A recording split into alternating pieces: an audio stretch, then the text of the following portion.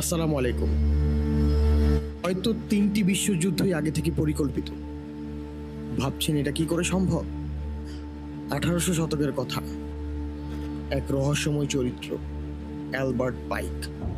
১৫ই আগস্ট ১৮৭১ এক অদ্ভুত চিঠি লিখে যান, যেখানে নাকি ৩টি বিশ্বযুদ্ধেরই পূর্বাভাস। চিঠিতে বলা হয় প্রথম বিশ্বযুদ্ধ হবে ব্রিটিশ সাম্রাজ্য এবং রাশিয়ার বিপক্ষে, যেন সাস তাদের ক্ষমতা হারায় এবং রাশিয়াতে এইথিস্ট কমিউনিজমের উৎপত্তি ঘটে।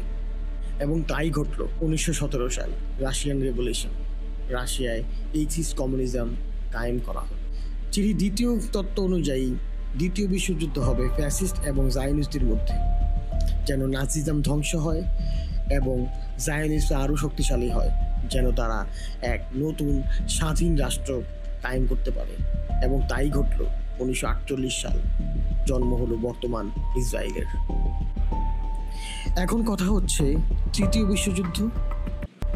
চিঠির তত্ত্ব অনুযায়ী তৃতীয় বিশ্বযুদ্ধ হবে বর্তমান ইসলামিক লিডার এবং জায়নিস্ট রাষ্ট্রগুলোর মধ্যে, যাতে দুই পক্ষই ধ্বংস হয়ে যায় এবং পৃথিবীতে শুরু হয় এক নতুন রাজত্ব।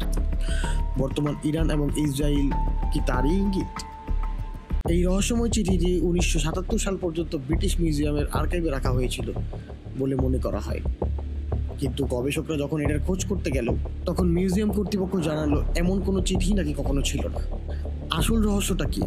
সত্যি কি এই চিঠি ছিল, নাকি এটা একটা বড় মাস্টার প্ল্যান যা আজও মানুষের কাছে লুকিয়ে রাখা হয়েছে? আপনারা কি মনে করেন, সবই কি পরিকল্পিত, নাকি সময়ের সাথে মিলে যাওয়া এক কাকতালীয় ঘটনা? কমেন্টে জানান আর ফলো করুন নতুন নতুন আরও রহস্যময় ঘটনা জানতে।